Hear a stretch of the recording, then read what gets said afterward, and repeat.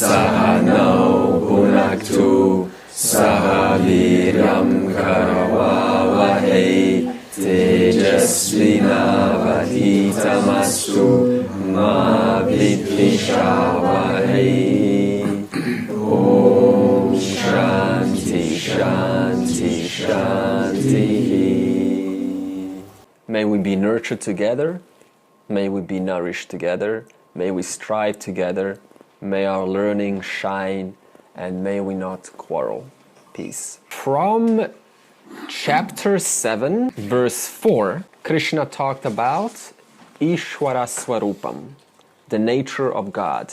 And we said that Ishvara, when I say God, I'm talking about Ishvara, consists of two natures, para, the higher nature, and apara, the lower nature.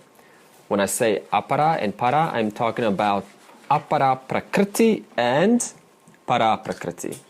So therefore, Ishvara is a mixture of chit, consciousness, and jada. Jada means matter, because apara, we said matter principle, or chetana, achetana, tattvam. Chetana means conscious principle. Achetana, if chetana is conscious, then achetana has to be opposite. Not conscious, in other words, inert. So therefore, Ishvara is the ultimate cause of the entire world, of the whole universe, which means that the whole universe, including everyone in this room, rests in Ishvara, is born out of Ishvara, and goes back to Ishvara. So that means, where does it go? It goes back to whence it came from. Because all that is here is Ishvara, therefore there is nothing outside of Ishvara. It can only be in Ishvara, pervaded by Ishvara, and rest in Ishvara. In Sanskrit, we call this karanam gunaha. Karanam is cause, gunaha. Karye anuvartate. In other words, the features of the cause are the same for the effect. So wherever there is effect, you're now witnessing the effect of the world. The effect is the projector, the carpet, the light, the heater, the sofa, the clothes, the body. Everything is an effect, a product of Ishvara. Therefore, whatever inheres in the effect is the exact same composition as in the cause. For example, you have many ornaments, different colors, different flavors, different shapes, different sizes, and they're all inhered by the one and the same cause. So the ornaments are the effect, and the cause is gold. For example, if the gold has 10% copper, then every single ornament is also going to have 10% copper. Whatever is the cause, whatever that is made up of, is exactly what every single product or effect is also made up of. We've just established that fact now. The second is a child has a mixture of mom and dad. Whatever features are in mom and dad, also the child takes for themselves. This also includes if the parent happens to have a genetical anomaly or a disease, this will also pass on, and the child, i.e. the product or the effect of the cause, will also inhere the same attributes or features. So this means that since Ishvara is a mixture of Chetana and Achetana Tattvam, that means the whole universe is also a mixture of consciousness and matter principle. And what Krishna claims then, it says, whatever glories are in creation are only my glories alone. So whatever glories you enjoy in life, whether it is your family, your business, the money that you have, the child, the parents, the food, all of them are products or effects. All of those glories that we enjoy for our life, they are whose glories? Ishvara's alone. Whatever features the ornament enjoys, belongs to what? The gold alone. Therefore, nothing here is yours. That's the first understanding. And we said that this understanding causes or induces humility, and it removes jealousy. Because jealousy means that I think this is my glory, and I think that is your glory, and I don't like the fact that you're enjoying more glories. You have more water flowing through your pipe, and I have less water flowing through my pipe, therefore I get jealous. But if I understand that the water flowing through you is Ishvara's glories alone, water flowing through me is Ishvara's glories alone, therefore, where is there space for jealousy or competition? So this means that we also get to enjoy other people's skills, other people's abilities, other people's glories. You see, so it relieves us of having to become the best, which is just a pursuit of becoming. That's samsara. I want to become this, I want to become that. It just never stops. So by understanding this, Krishna is asking us for a transformation of personality, because that's what it comes down to at the end of the day. We can speak about this all we want, but if there is no personality change, then right, where's the benefit? So we said that the personality transformation, that means how you are in the world, comes by changing your attitude towards the world. How? From the world is just the world. What does that induce?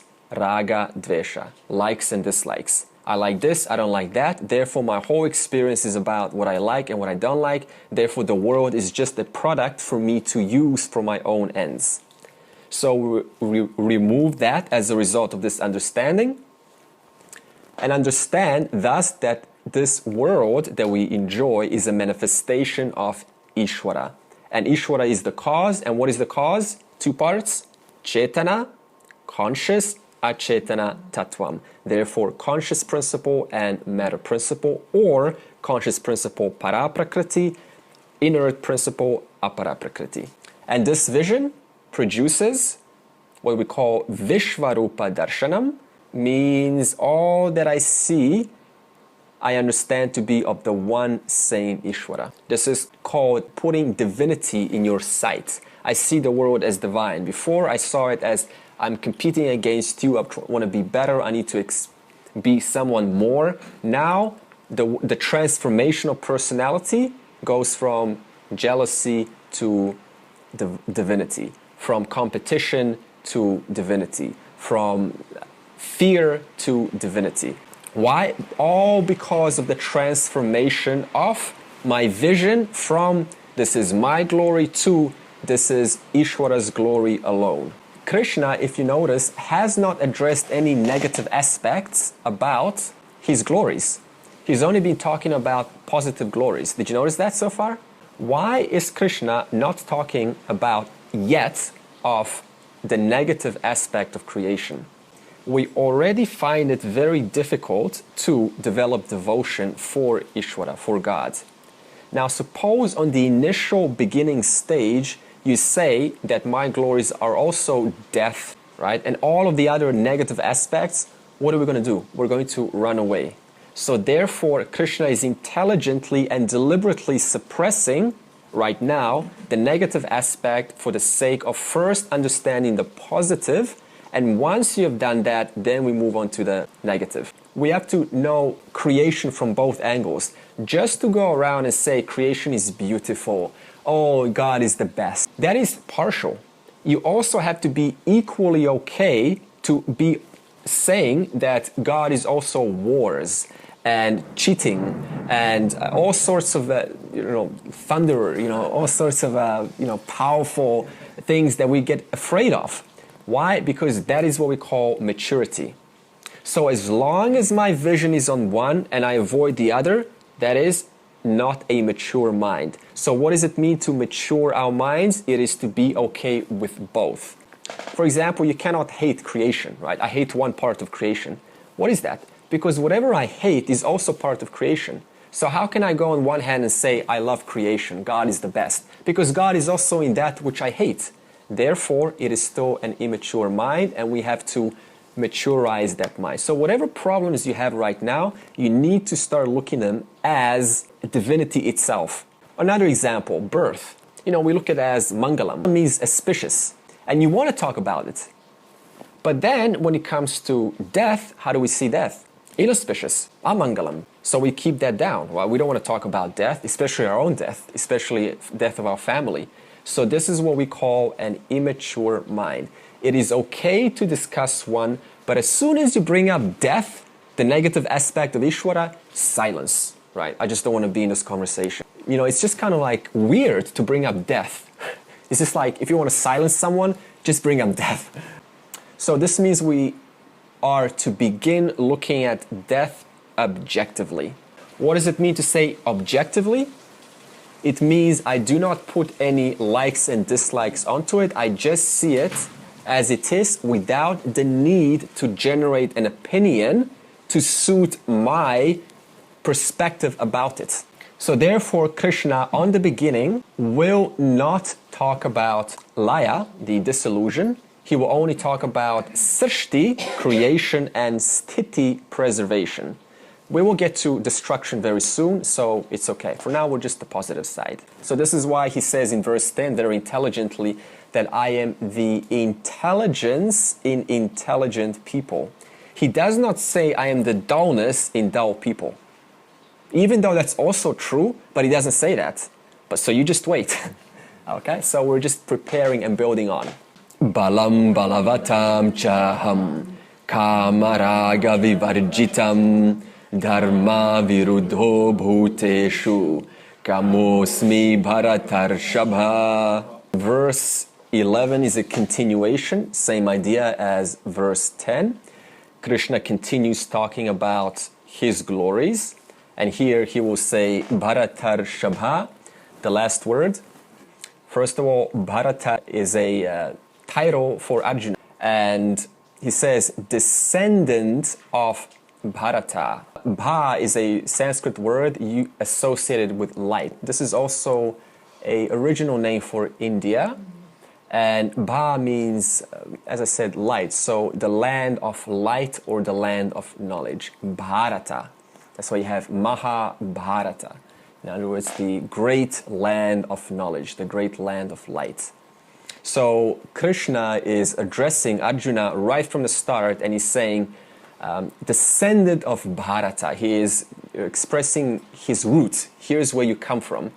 He's also saying, you are the greatest in your family. And he's doing this very intentionally. Why would he do this? Because for a student to learn, you need to encourage the student. So he's encouraging Arjuna, the greatest student. Listen what I have to tell you. He's using psychology to encourage Arjuna to listen. So just like if I say to you, you're all paying attention, no one's falling asleep, and I'm so happy. And then obviously you will now feel compelled to stand up to that claim. So then, it's going to take place, the teaching. And then he says, Balam balavatam chaham. In strong people, I am the very strength which those strong people glorify and enjoy. That strength also belongs to Ishvara. And this is going to create a doubt, actually, because now you can easily say, what kind of strength are you talking about? So Krishna divides this into two types of strength. The first is positive strength. Positive strength is responsible for positive effects. In other words, dharmic strength, constructive strength. And the second type is negative strength. This strength is brutal or adharmic.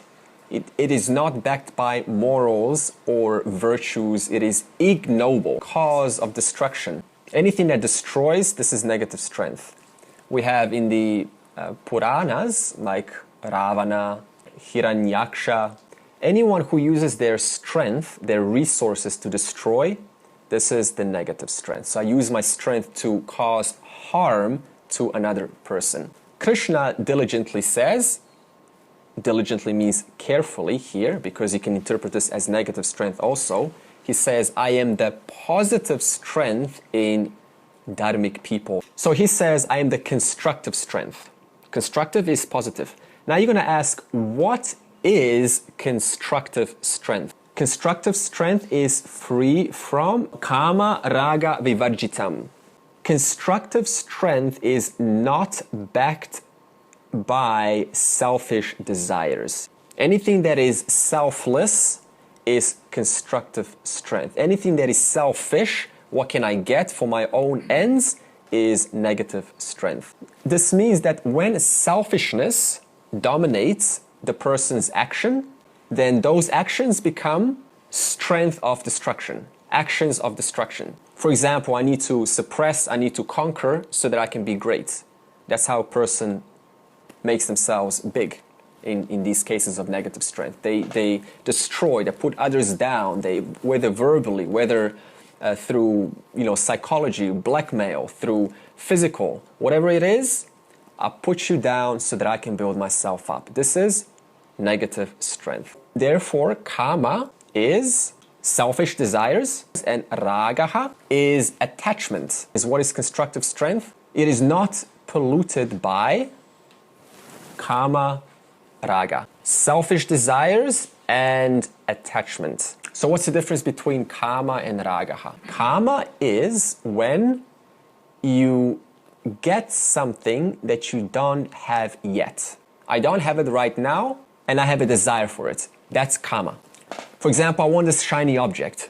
I want a person, I want a car, I want a new place, whatever it is. I want it now, but it's not here now. Therefore, I exercise kamaha. What happens after you buy the object? Is that the end? No, another problem, right? What kind of problem? What happens right after you buy or get the object? So we've done now with kama. What follows? Ragaha. What I say ragaha? Attachment. As soon as I get the object, that's not the end of the story. In other words, ragaha converts kamaha into attachment. So, before I own the object, kamaha. After I own the object, ragaha. In other words, I have not gotten the break after getting what I thought would make me happy. So these kama and raga, they're like poison.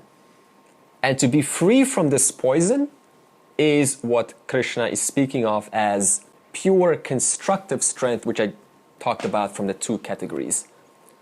So to have pure strength in all your activities is to be free from kamaha, selfish desires, and ragaha, attachment onto the desires after having gained them. Now Krishna says, second line, Dharma viruddho bhuteshu kamosmi, kamaha asmi. I am in the form of kamaha. I am desire in desirous people. Contradiction here.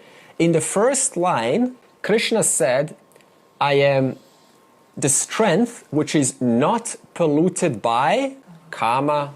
So what does this imply? If I'm not polluted by kama, therefore he's calling kama as impure. But in the second line, he says, kamaha asmi. I'm also kamaha. I'm also desire. So now he's saying I am also impurity, right? Problem. So we have to resolve. And how to resolve? What do we say about strength? Has two types, constructive and destructive. In the same way, kamaha also has two types. The first one is dharmika kamaha, anything that makes me grow spiritually, anything that makes me expand inwards, anything that makes me a better human being, anything that is constructive, productive. Now what's the second type? Adharmika kamaha, desires that pull me down spiritually. They're destructive. We'll just use some examples of dharmika kamaha, of some positive desires. Serving others, performing your duty, helping another person whenever they need some help for whatever reason. You cannot get out of desire. You just have to know which desire I am exercising. Is it dharmika kamaha or adharmika kamaha? Even moksha, that's also a desire. Is it a pure or an impure desire? Yeah, if it was impure, then you will open up the scriptures and you will go, first page, moksha is impure, avoid at all costs. But that's not the case. So obviously, moksha is a pure desire. Also in Tattva Bodha, the fourth qualification, sadhana chatushtaya, we have the term called mumukshu. What is mumukshu? One who desires or is willing to let go. Let go of what? Let go of what I inherently know does not belong to me. Let go of anger, let go of hate, let go of depression, let go of sadness, let go of tiredness, let go of sorrow, let go of anything that I feel agitated by, anything that doesn't make me happy. Let go of all of that. What is mumukshu? Desiring freedom. So therefore, willing to let go and desiring freedom, they're one and the same. Because to let go, what are you saying? I desire freedom of what? Of what I inherently feel that I am. That one without the burdensome desires that I feel when I have it on top of me, as though it feels like it's on top of me. So therefore I want to let go of it. And now who wants mumukshu? Tvam. Tvam means you. Therefore mumukshu, tvam, that means you are the one who wants to be free. You are the one who wants to let go of things that you know does not belong to you. Whether they're psychological, physical problems, intellectual, whatever it is, I want to let go of it. Why? Because you know this is not me. Why else would you be willing to let go? What happens when a mosquito bites us? Do we just go, oh, fantastic? Huh? No. We want to get rid of it. And to get rid of it, at least temporarily, we start scratching. But nevertheless, we know this does not belong on my body, therefore I want to get rid of it. Something's wrong. That's mumukshu for the mosquito.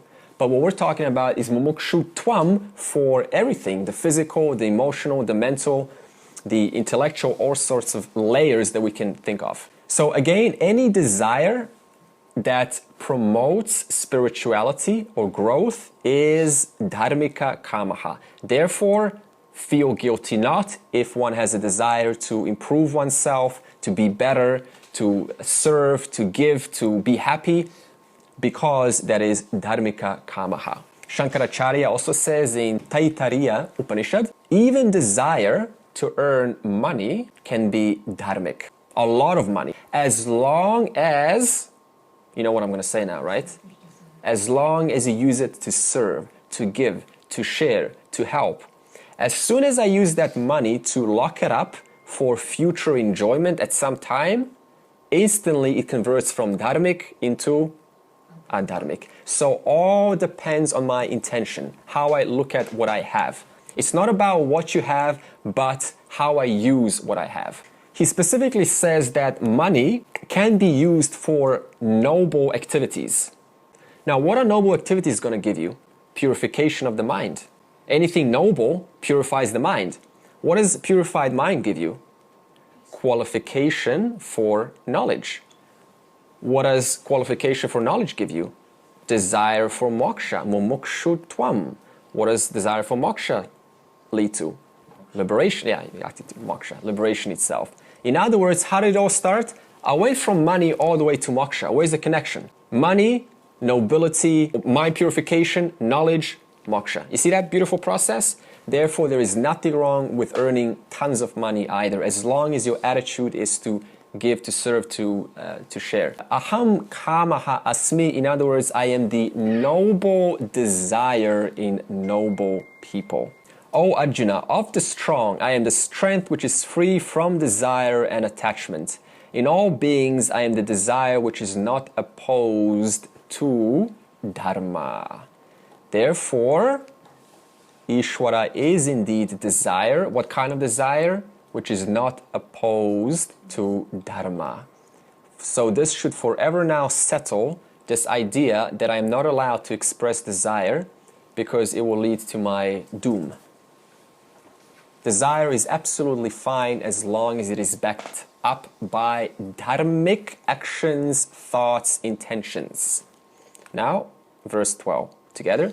Ye chaiva satvika bhavaha raja astamas ashchaye mata eveti tan vidhi natvaham te shute mai.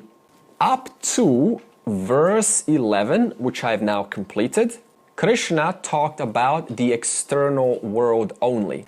And he said that everything external is product of Ishvara. Now, in verse 12, he's going to change focus and say, the internal world of thoughts, whose thoughts?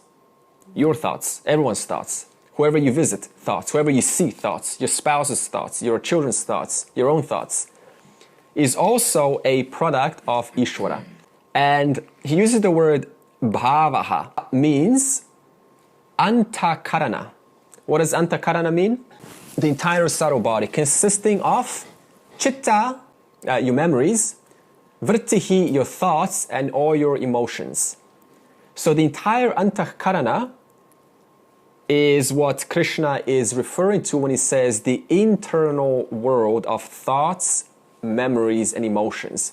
And according to Shastra, even your thoughts are inert. It only seems like they're sentient because, due to pervasion of para-prakriti, it seems that my thoughts are sentient. So the mind has two aspects to it. The first is apara-prakriti. So in the context of mind, apara-prakriti is changing thoughts. And para-prakriti is changeless consciousness. Now, the problem is both are intimately intertwined, like that. And therefore, we are unable to discriminate which is which. Who am I? Am I this thought? Am I this feeling? Am I this emotion? For example, if I take the hand, 5,000 years later, we're saying, I see what? The lines, the color, the skin, the space, the little, it depends from what angle you're looking at from, right? The farther you are, the less you can say. The closer you get, the more you can say. So you can just keep saying whatever you want. The moment I give you a microscope, what happens to your vocabulary? It changes. Now you say, I see, I see the white blood cells. I see red blood cells. So your entire vocabulary changes just by changing your distance alone. This is called mithya. In other words, I am looking at a relative object and I am identifying it on the basis of from where I am located and from what instrument I am using. If you're using the instrument of eyes, I will say certain things. If I give you instrument of microscope, you will say something else. Instrument of telescope, you will say something else. So we keep going and we keep saying, lines, bacteria, dust, on and on and on. And then a wise person walks in and says, yeah, but what about the light on the hand? Like, why do we not mention the light? Isn't it because in the light's presence that you get to say all of these things? Like, if I turn off the light, how are you going to say lines and color and all of that? So it's only in the presence of the light that we can keep lifetimes after lifetimes describing the world, our emotions, our thoughts, our memories, only in the presence of what? Of para-prakriti, the changeless principle, in whose presence I get to enunciate or say nama-rupa, being the hand, being the line, being the space, being this, being that. It goes on forever. Is the light part of the hand?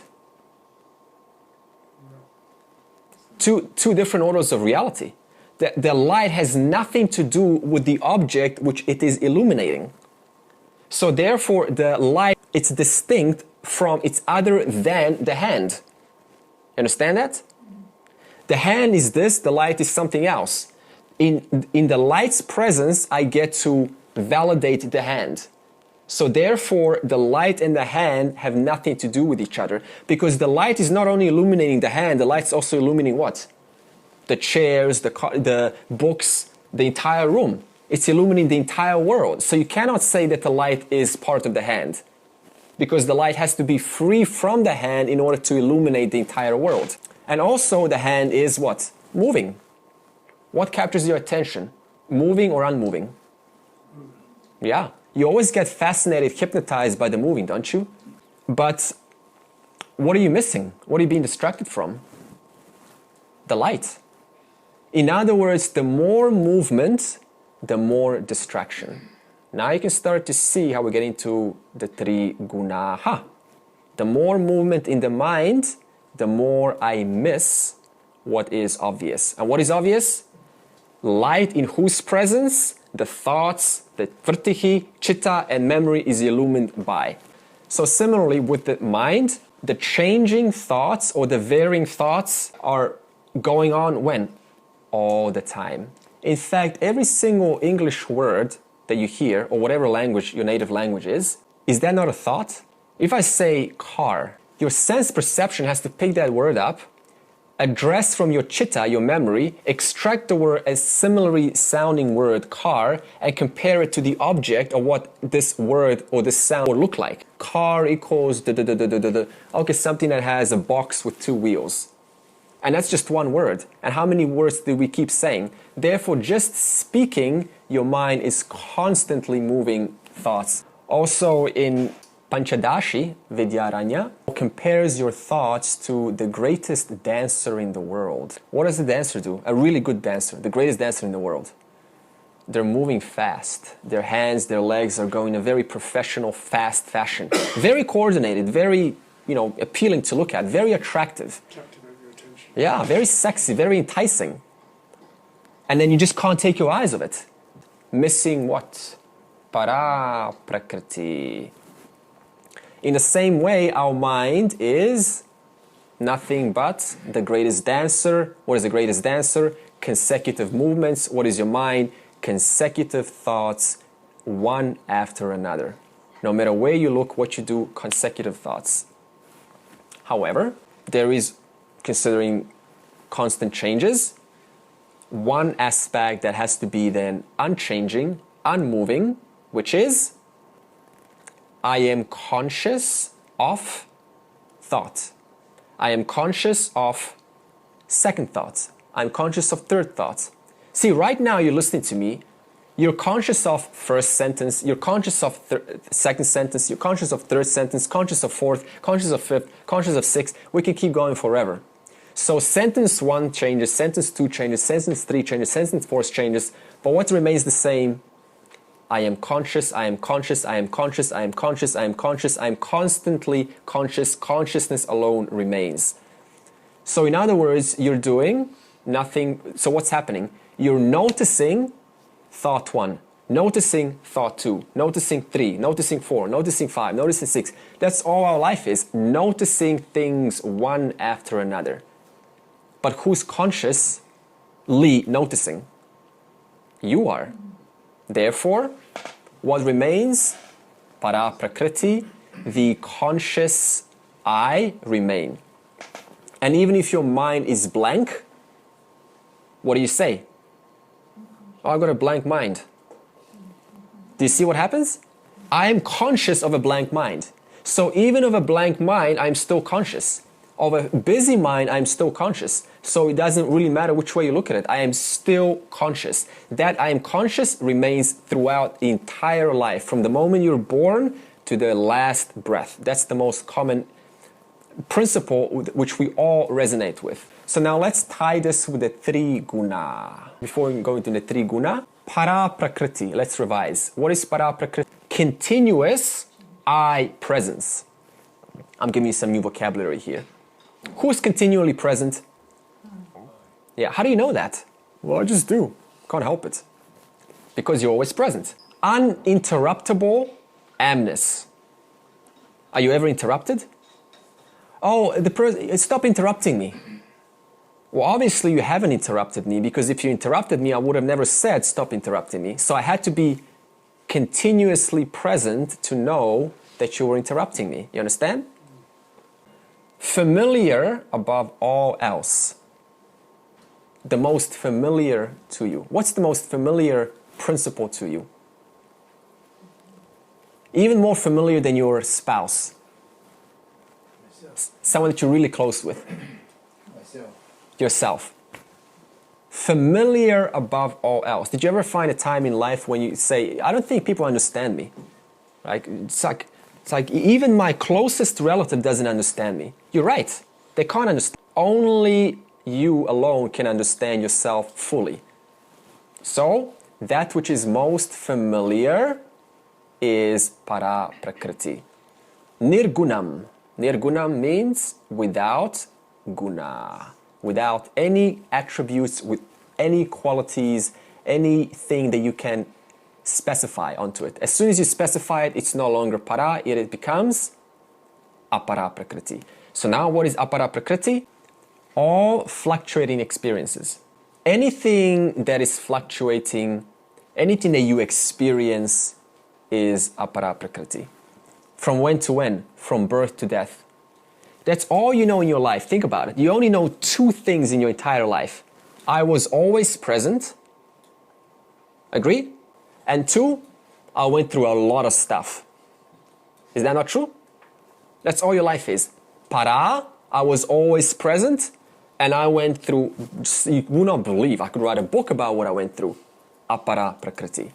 Krishna says that every fluctuating thought arising out of your mind is my own apara. And what is this apara prakriti made of? Trigunaha. Why do I extend the a? Because it's a plural. First one, sattvaha. Knowledge faculty. Of what? Whatever involves knowledge is sattvaha. Knowledge of plumbing. In that case, the plumber has to use his mind, that aspect of the mind which is promoting knowledge, which is using knowledge for the plumber to fix, that is sattvaha. What about going bigger? To create the universe, you need sattvaha. Why? Because I just said knowledge faculty. So whether you want to talk about macrocosm or microcosm, still sattvaha is required. That means the knowledge faculty of what? Of whatever needs to be made, whatever needs to be created.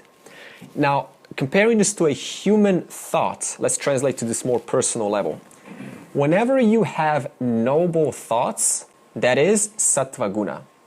Whenever you have compassionate, or this is an emotion, whenever you have compassion towards someone, an animal even, or a human being, you're in that moment exuding dominantly sattva guna. Or whenever you're creative, like suppose you're a creator or a designer or a builder, to come up with new ideas, you need clarity. Clarity is creativity. Creativity is knowledge. Knowledge is sattvaha guna. In other words, you're exuding sattva guna.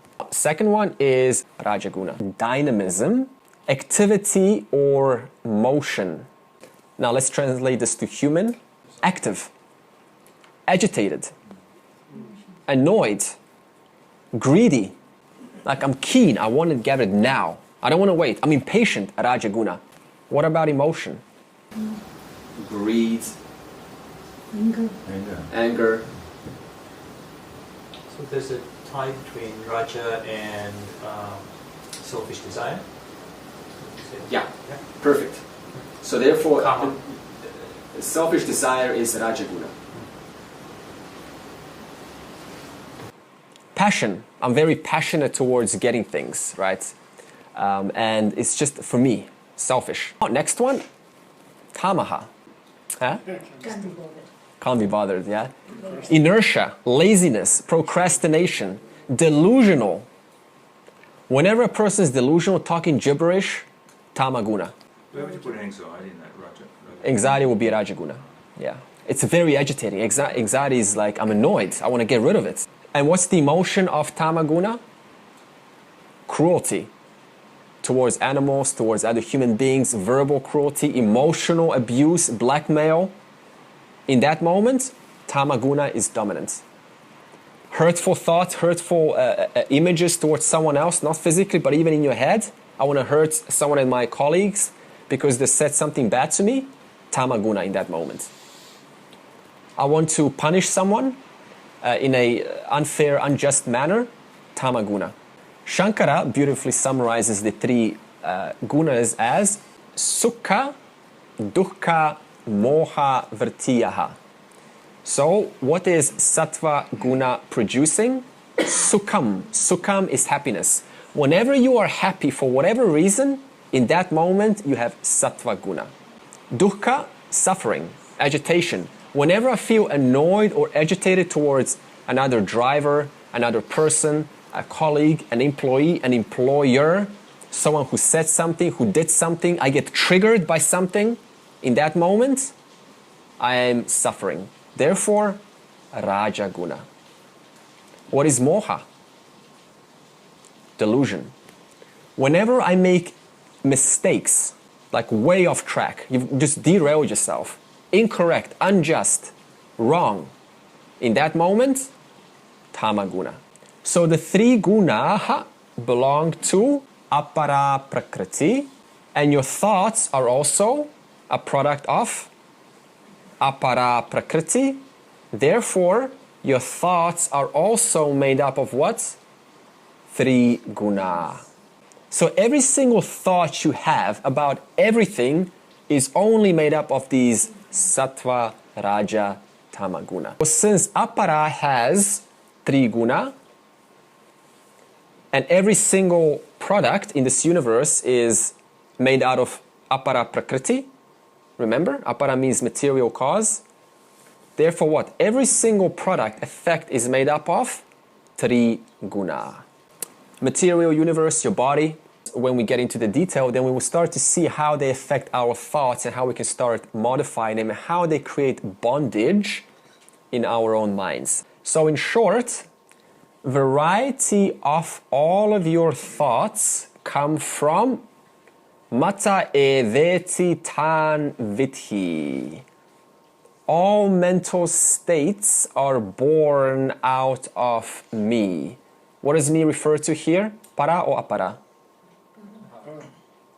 No. I just said all mental states. What I say the mind has? Three components. Vrittihi, memory, thought, emotion. What is a mental state? It's either a memory, it's either emotion, it's either a thought. Therefore, all mental states are born of what? Me. But what nature of me? The higher or the lower nature? Which one? Lower. The lower nature of apara prakriti. Are we clear on that? Okay. Now, Shankaracharya is going to provide us a clarity here because there's going to be a misinterpretation. All mental states are born of me. Now, instantly, we're going to start thinking, oh, that's interesting. So what? Also gloominess, laziness state, procrastination, guilt, embarrassment, shame, anger. That's also a mental state. So that's also born out of apara prakriti, right? In other words, so it's okay. I'm not responsible for my thoughts now because Gita has very nicely said that Ishvara is all mental states. So therefore, I'm not, don't blame me. This is all Ishvara stuff. You see the problem now?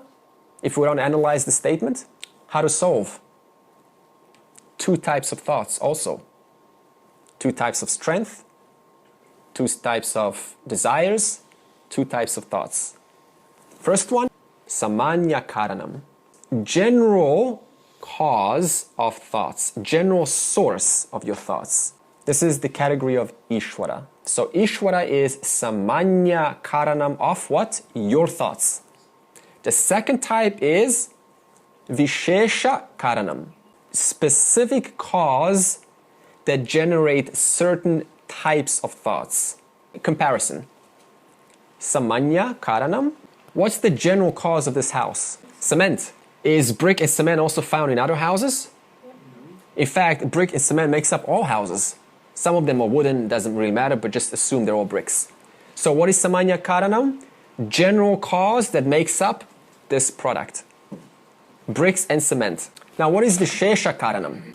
The tradesman that built it. The what?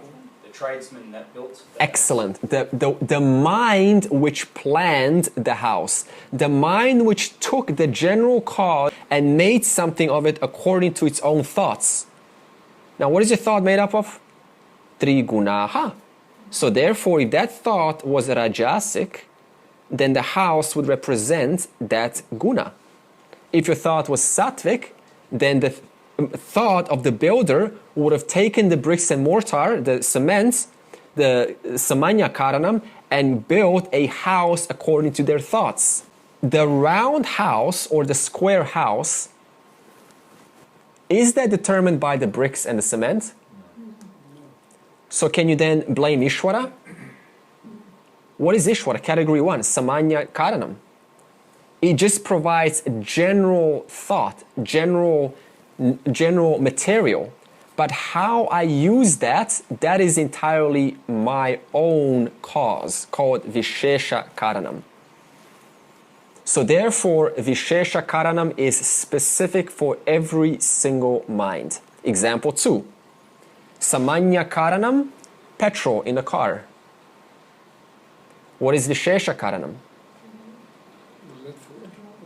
The driver. What road I take is entirely up to me, my buddhi, my intellect.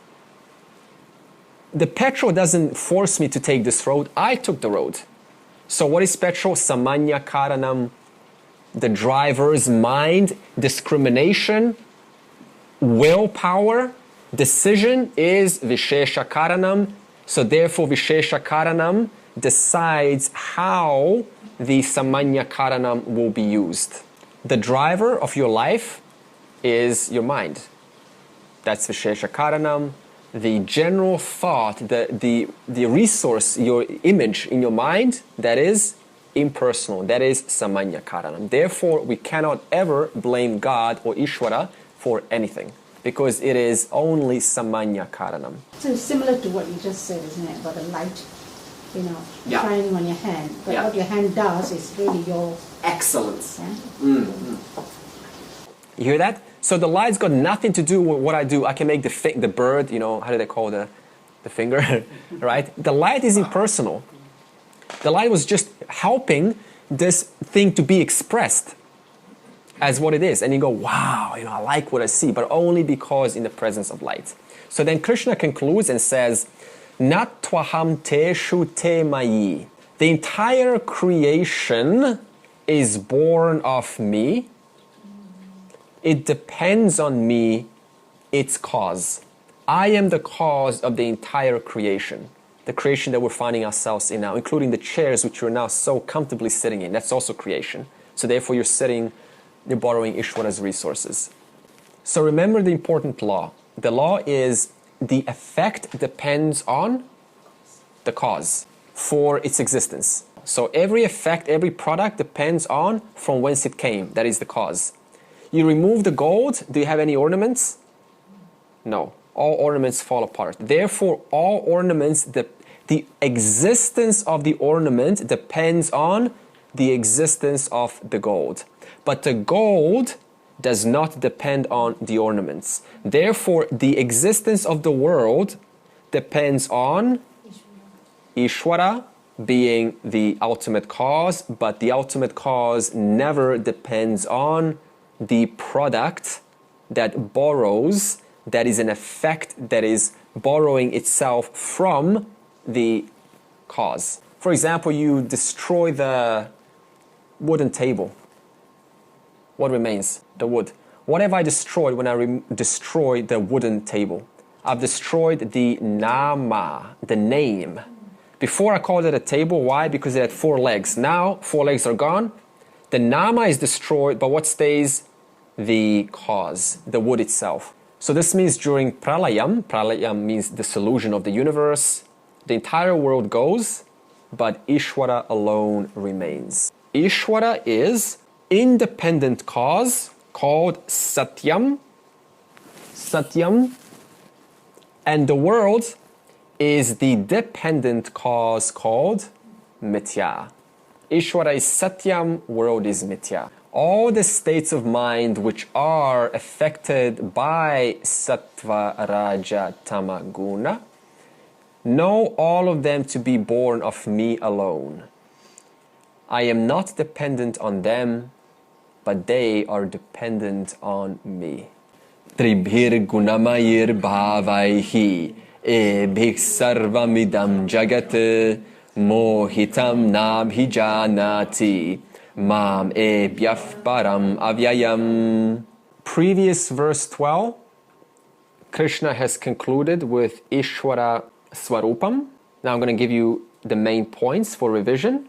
The first one, Ishvara is a mixture of para, apara prakriti, or chetana, achetana tattvam, conscious principle and inert matter principle. The second, we said Ishvara alone is the Srishti Sthiti Laya Karanam of the entire universe. The creator, sustainer, and the destroyer.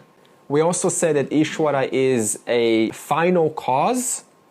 That means there's no higher cause than Ishvara. And the effect is the world. Therefore, the manifest world that we experience is a product of its cause, Ishvara. And this should, if ascertained properly, give us what's called Vishvarupa Darshanam, or seeing the world divine. Dead matter. No, it's not. It is the apara nature of Ishvara. Vishvarupa Darshana means Ishvara in all forms. What forms? The pen that you're writing with now, the phone that you're typing with, the air that you're breathing, the food that you will eat, the car that will take you back home tonight. All forms. And number 4, we said Ishvara is independent existence called Satyam. Why? Because it is the ultimate cause. The ultimate cause does not have any other cause because it is the ultimate cause. And the world, the Jagat, is dependent existence called Mithya. For example, just like this shirt, which I get to enjoy calling shirt and I get to wear and fight over on a Black Friday, I get to punch other people how I want this shirt. It's my shirt, it's my shirt. But this shirt is nothing but cotton. You take away the sleeves, the fight ends. You put on the sleeves, the fight starts. This is called samsara. How we get tricked by the material and we give it reality, but we don't realize it is just of the same cause. Now, in verse 13, Krishna is now going to answer why human beings suffer. And it's going to be the ultimate answer that no therapist or psychologist can ever give you a higher answer than what we're about to hear. This includes for all, past, present, and future. At all times, in all cultures, in all ages, why do we suffer? What is the ultimate root cause of suffering? And also, verse 13 is going to remove a doubt or a complaint that we often have, which is like this. So you say that Ishvara is all this benevolence. Really? Look around you.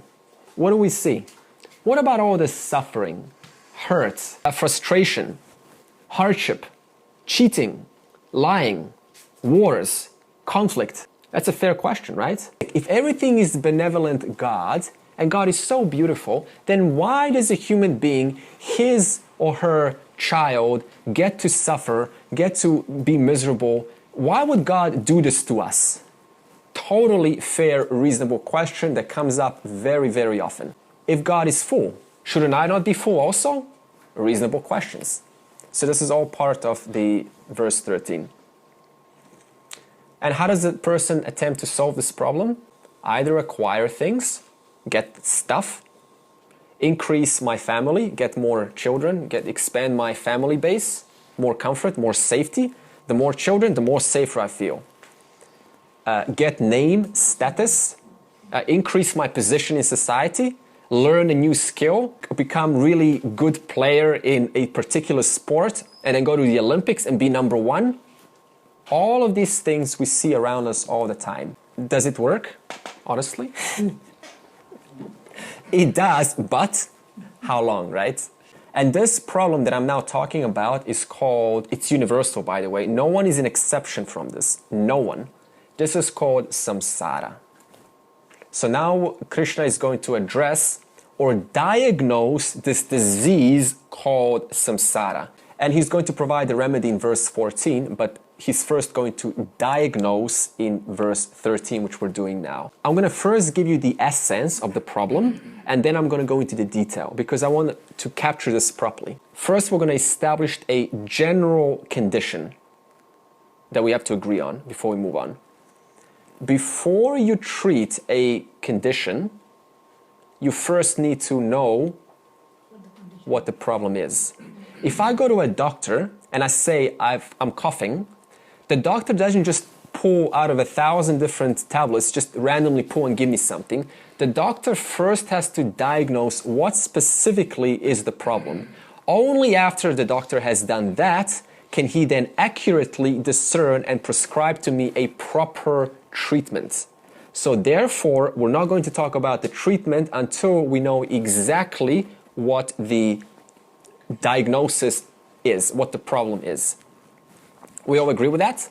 Okay, so no cure without diagnosis. And the problem with human beings in general is that we don't analyze things.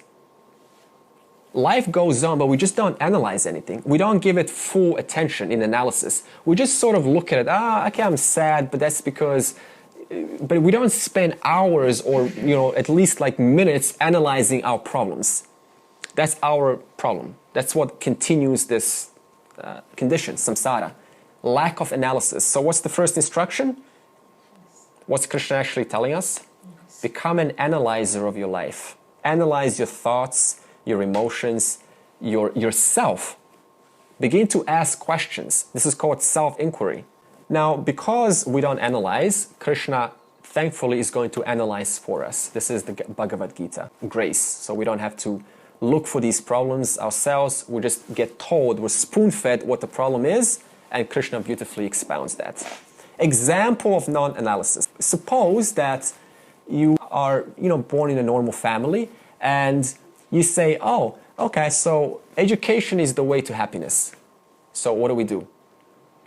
We pursue education. And as soon we find that education did not bring me what I thought it would bring me. So I said, oh, that's fine, fantastic. The job, that's where it's all at. So now I get a job. And as sooner or later I see, well, it's business as usual. There's problems there. So now, my hopes have been broken. Oh, it's okay. Job is, it's work. But marriage is the solution. Settling, let's call it settling down. So then we get married. And then on the first day, obviously, it's like heaven, right? Fantastic. But as soon as we're in it, there's you have to work hard at it. So you go, there's more to this. It's okay. Children, we're gonna have children. So, fantastic. We're happy. Until they start talking in their, 2 or 3, and then start whining for everything. And then you go, oh, okay, this is, it's okay. I'm just going to wait till my children grow up, and then they get married, and then they have their education. Then I'll be really happy. And then, of course, they do that. And then you realize my son is a rapper. I wanted him to be a doctor or something. So we don't get the exact condition that we expected. This goes on and on and on. We just always expect, but we never actually receive exactly what we wanted. Why does this not work? Krishna says it is because what's called bhava roga. Bhava roga means material disease. More specifically, nothing works because we are giving reality to the world. If I'm giving reality to that which is not real, which is falsifiable, which is mithya, am I actually solving the root cause? No, because what is mithya? It is going to modify itself. Therefore, no matter how much I attack the problem itself is going to remodify in a couple of minutes. So therefore, I'm always behind the problem. I'm never in the present. I'm never up to date. So we're trying to treat this bhava roga in an incorrect manner. The diagnosis is incorrect. So now you're going to say, then what is the diagnosis to this problem? So you need to follow the logic because I'm going to give you the diagnosis now. First, Krishna said that the entire universe consists of apara and para prakriti. Revision. What is para? Nirguna, nirvikara, free from modifications, cetana, conscious principle. In other words, it is formless, propertyless, consciousness. Now, what is apara prakriti? Acetana, inert, savikara, subject to modifications, saguna. In other words, apara prakriti has properties. Now you should ask, what do you mean when I say properties? It has sound, smell, taste, touch, smell. And what are these properties that I just said? They're perceptible to sense organs. Therefore, they are visible. That's all our life is, just sight, sound, smell, hearing, and so on. Taste, seeing, forms, colors, tasting different foods, smelling roses, They get brought on a Valentine's Day. Listen to different music. Now, what is para? If I said all of those belong to apara. Para is without properties. What does this mean? It is without sound, without form, without smell, without taste, without touch. This means you cannot taste consciousness. You cannot taste para prakriti. You cannot see para prakriti. You cannot hear it. You cannot smell it. Why? Because it is invisible. Invisible, formless consciousness. Now, what is apara? Visible to what? To your sense organs. Okay, what is apara? Visible. What is para? Invisible. So, Nirguna, exactly. And so therefore there's nothing to say about para, because as soon as you say it, every word is already a property. Every thought about it is already a property. Every postulation, scientific data, statistics, algorithms, all of it is already apara prakriti. Now, when you mix para and apara, you have this mixture. What are you attracted to? Always you're attracted to the visible aspect. How can you be attracted to invisible? What is there to say if it's invisible? Therefore, when you mix para and apara, I'm always innocently attracted to the visible apara prakriti. So therefore, Krishna says, when you are distracted by this apara, you're distracted to such a degree that you completely miss out on para prakriti. Because I am distracted, I miss out on the higher nature. For example, we're carried away by the hand constantly, the movements. And because we're carried away by the movement, by the world, by the thoughts, we miss out on what is changeless, what is invisible, para prakriti. Or suppose you walk into a cinema room with your friend and it's quiet. You know how before the movie starts, it's very quiet? You see the blank screen. It's very like, it's a good place for meditation, right? Because you got good soundproof walls, no problems. As soon as the picture comes on, what happens? Instant attention. It totally grabs you. Instant temptation. I want to see it. Don't distract me. I am totally into it now. Now suppose halfway in the movie, you turn to your friend and you go, you know, I really wonder what that blank screen is made of. Like, where is it made? Like, what color is it? What is your friend going to say to you? Exactly. Just shut your mouth. Just watch the movie. Exactly. That's samsara. In other words, as soon as I start talking about the truth, what do people do? They shut me down. What's wrong with you? What are you talking about? How many insults you can hear about Advaita Vedanta? It comes all the time. This is for delusional sheep. This is for, this is old. You know, this is totally out of date. This is just devil worship. You know, it's just all, you will not believe how much stuff. Why? Because all I can see is apara prakriti, and if I don't see that which is being spoken of, I am not interested. And therefore, I put it down.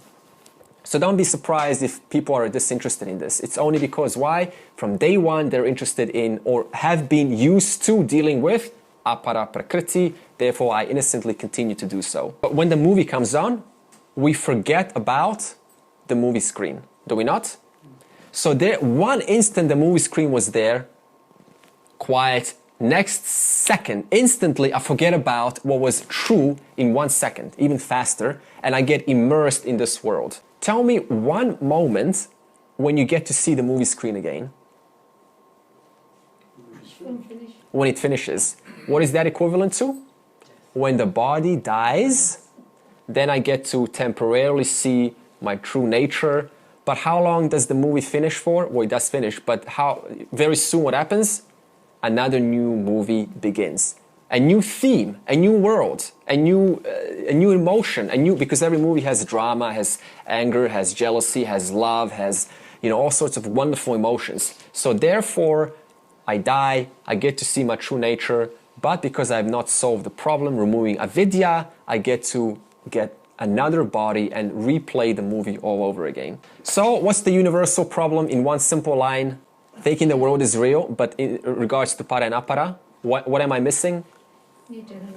I lose sight of para prakriti equals suffering. Okay, now let's go on to the details. I've told you the essence, now I want to go dig deeper into this. Eternal ignorance, beginningless ignorance. What is the reason for that? In regards to what I just told you. Denial, we don't want to face, we don't want. Don't want to? Good. Keep that in mind. We don't want to, because I'll get to that. So we said that para, the higher nature of Ishvara, is formless, propertyless. Propertyless means it cannot be seen, smelled, touched, felt, tasted. That means no scientific instrument can pick it up.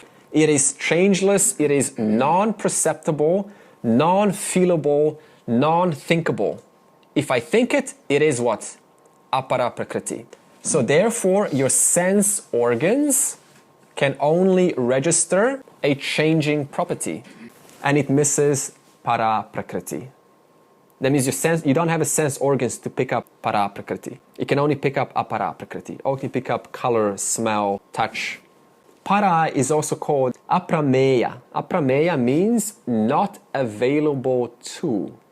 To what? Felt, to be smelled, not available for tasting it, for hearing it, for seeing it. It's not available to any of these five senses. So therefore, the first problem for eternal ignorance is para prakriti cannot be perceived. First problem. Second problem, despite being told what para is, we don't take the time to get to know it.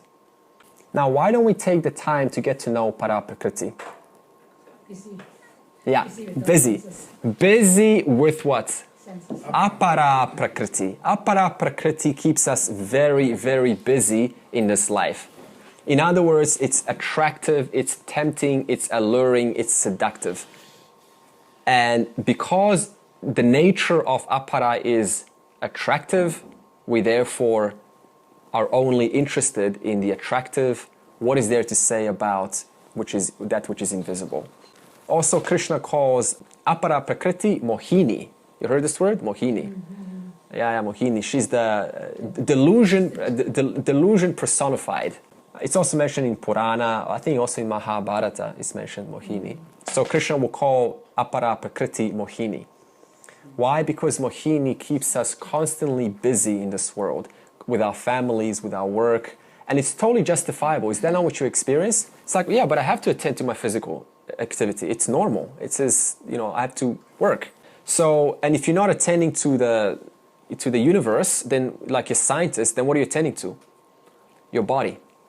Decorating nails, decorating hair, decorating abs, decorating thighs, decorating just all day, just decorating something. Decorating the mind with intellectual pursuits, skills, decorating my fame, my status, always decorating something. This is all mohini. Keeps me very, very busy. Now, in your own experience, once you get into something, it's very hard to get out of it. Why?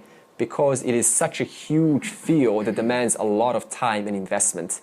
To master just being a doctor takes 5 years. To be a specialist, another 5 years.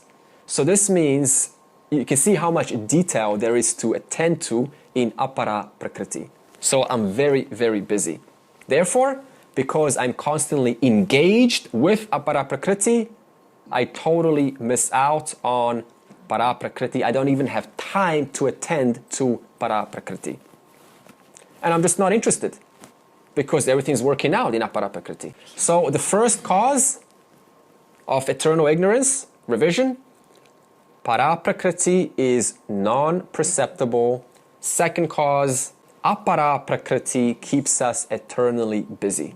Two causes of ignorance. Now, Krishna says, Tribhihi gunamaihi ebhihi sarvam idam jagat mohitam. Because of apara being endowed with the three guna, all of us are attracted to what is apara made of? Three guna. Therefore, we are only attracted to either sattva guna, raja guna, or tama guna. That's all you're ever attracted to. Some of us like knowledge, the knowledge lovers. We are addicts of sattva guna. the sport lovers, the yoga asana lovers who love to exercise and look good and be active and dynamic, we are all Raja lovers, Raja dominant. Those who like to be lazy and outsource everything to everyone else, even your garden and your food, we have Tamaguna.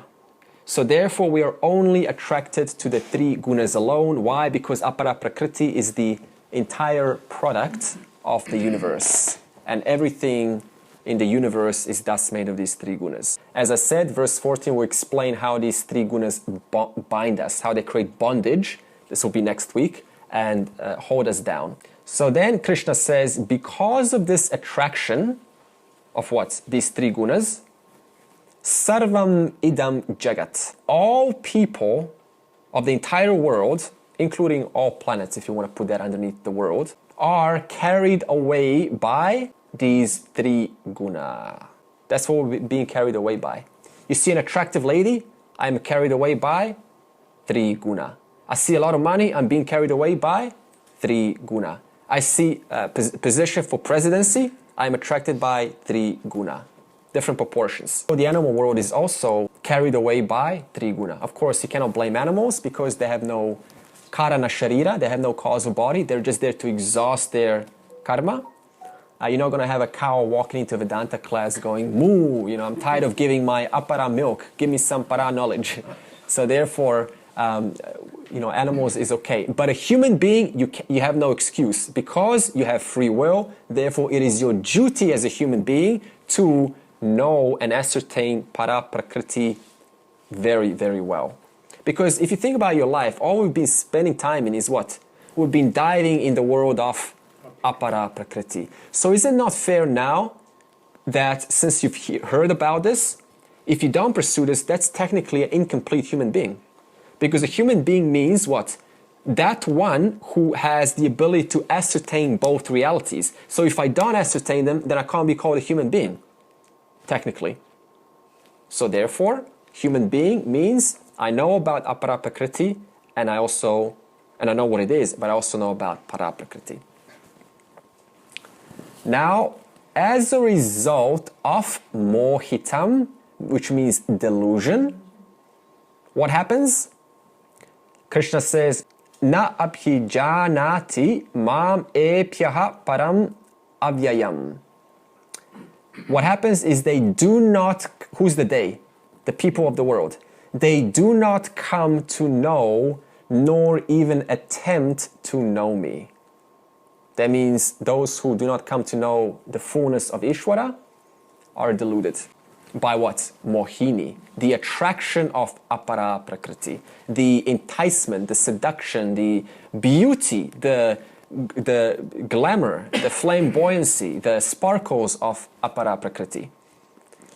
So when he says they do not come to know me, what is Krishna speaking of here? Which me? The higher or the lower?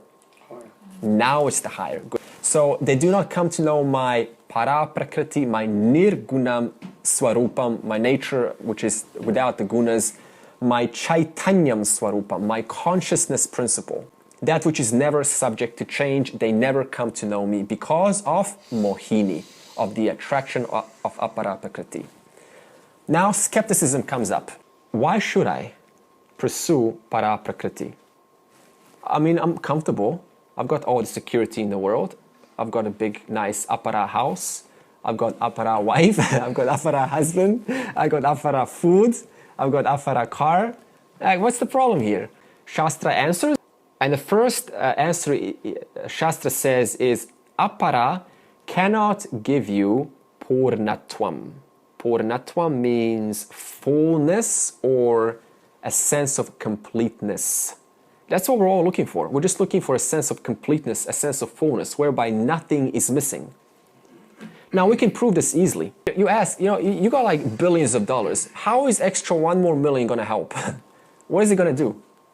In other words, I've gotten the money, I've gotten the apara. Isn't that supposed to mean I'm supposed to have purnatvam, fullness? Because what can a person do with $1 billion, let alone 60 billion, I think he has? So therefore, just the fact that I'm pursuing more money, more entertainment, another festival, another hit, another TV program, another episode, does that not imply that the previous episode has not fulfilled the checklist of fullness? Because if it did, I would never again want to watch another episode. I would never again want to have another, hit of money, another million in my bank account. So in other words, apara prakriti, whichever way you look at it, can never give us total fullness or total freedom. And it also cannot give you limitless, eternal shanti, peace. Isn't this what we observe all the time in the world? We're chasing stuff. Why? Because the previous stuff has not provided me sufficient peace. So in order to get peace, I need another hit of whatever I got previously. And to do that, I chase again. So therefore, apara cannot give you purnatvam, a sense of fullness, a sense of completeness, a sense of satisfaction. And apara cannot give you eternal, unchanging peace. Never mind changing peace. That's easy. Just go meditate, attain nirvikalpa samadhi or savikalpa. But I'm talking unchanging, limitless peace, peace that cannot be exceeded by anything in the world. That means you can get the entire universe for yourself and it does not touch your peace. Can you get that in apara? Fame, you get your approval, like, yes, you're the best. But I always want one more person to say, yes, you're the best. Is that not the case?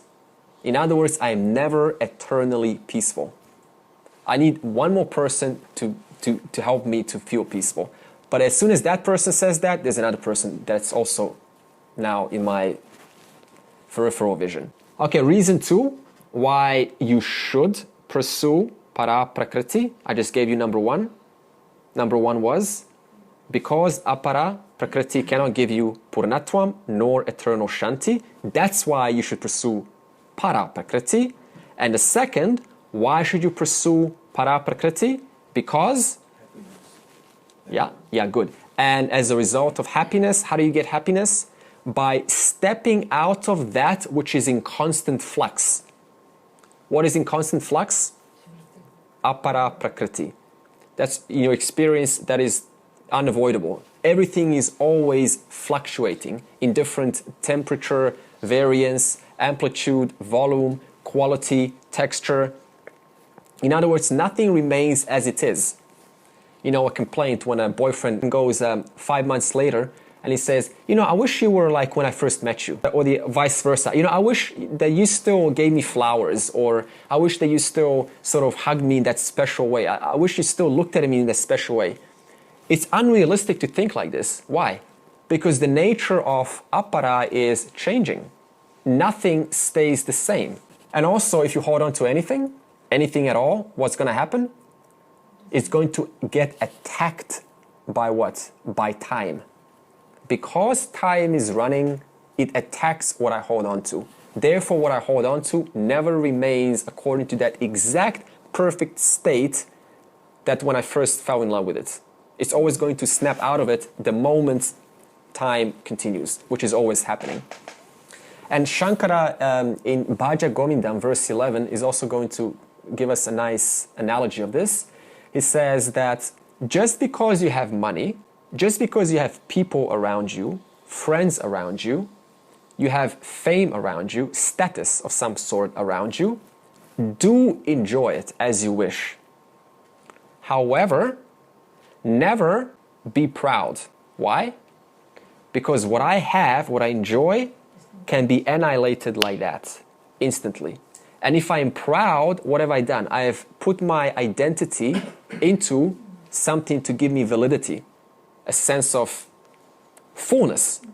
And when it gets annihilated through the course of time, then I suffer, naturally. So therefore, do enjoy what you have, but never be proud of your possessions. Whatever you say is mine, never be proud of that. What's the opposite of proud? Pride? Humility. In other words, I am humble that my son is. I'm humble that my daughter is. I'm humble that my parents are. I'm humble that I am, but never I am proud that I am. Never that. Shankara also says, always have something to hold on to that is permanent, that never changes. For example, suppose you go into a gushing river. It's very fun, right, to go into a gushing river, like the Ganga or the Nile River or something. And you just like enjoy yourself. So what Shankara is saying, hold on to the chain, because you never know when the fluctuating apara is going to change its tempo and throw me into the river of samsara. In other words, yes, do go into the fun gushing river. However, hold on to the what chain? Is it the para chain or the apara chain? The para chain. Never let go of the para chain. That which never gets modified, which is always there. The security is always present in the para chain, whereas the apara chain, there's no security there. There's always, oh, I need 2 chains. I need 2 million, I need 3 million, I need 4 million, I need more family, I need more, another person to give me a heads up. There's always more. So also because if you hold on to the apara chain, what happens is one day when tragedy strikes, as it may or may not, then the person is going to feel like the ground is falling, there's no ground to stand on. This is a common feeling. Like I'm no more ground to support me because I was standing on ground of what? Apara prakriti, which at any moment can be annihilated like that. Why? Because it is attacked by time. Therefore, hold on, always hold on onto something that is permanent. And the only one principle that is permanent is para prakriti. And what is para prakriti in relation to yourself? I am. Amness. I. So this is why Krishna says also that unintelligent people hold on to apara prakriti and therefore suffer. So what's the reason for suffering? Holding on to apara prakriti chain. So finally, before we close, a question: how do you manage apara and para prakriti? Use apara prakriti for playing, for enjoying, and use para prakriti for Whereas existence. Existence. well, you cannot do anything about your existence. But I'm talking from a human level. You have to human level. For what? What do you use para prakriti while you still live? Sustenance. Security. security. You said security. Therefore, use apara for enjoying, playing, whatever you need to do. Want to play a game of cards, or you want to do something on your computer. Use apara, cherish it because it is always there. But for security, it's not in the money, it's not in the family, it's not in my body's health. That's also going to degrade. It's not in my intelligence. It's also going to slow down by the time the person hits 60, 70. It's only in myself alone, in para prakriti, the consciousness principle. Also, understand that mere para is boring. Imagine that. Hey, so what are you doing? So how's your day? Yeah, I exist. Okay. And? No, I just exist. I'm aware. You can't have fun there. There's nothing to say. That's like the end of conversation. See, the blank piece of paper is required for the words. The blank piece of paper is a substratum. It's always there. But the words is what brings the tears to our eyes. You're not going to start crying with a blank piece of paper, right? You need to write something. You need to say something. You need to say a story through how? Through the words called apara prakriti. Therefore, for emotions, for enjoyments, for thoughts, use apara. For security, the substratum like a blank piece of paper, rely on para prakriti alone. Therefore, the river is apara and the chain is para prakriti. Now in the next verse, next week, we will talk about what is the remedy to samsara. We've only diagnosed the problem. Next week we come back for injection. Sarve bhavantu sukhinaha, sarve santu niramaya, sarve bhadrani pashyantu, ma kaschid dukkha bhag bhavet. Om Shanti Shanti Shanti.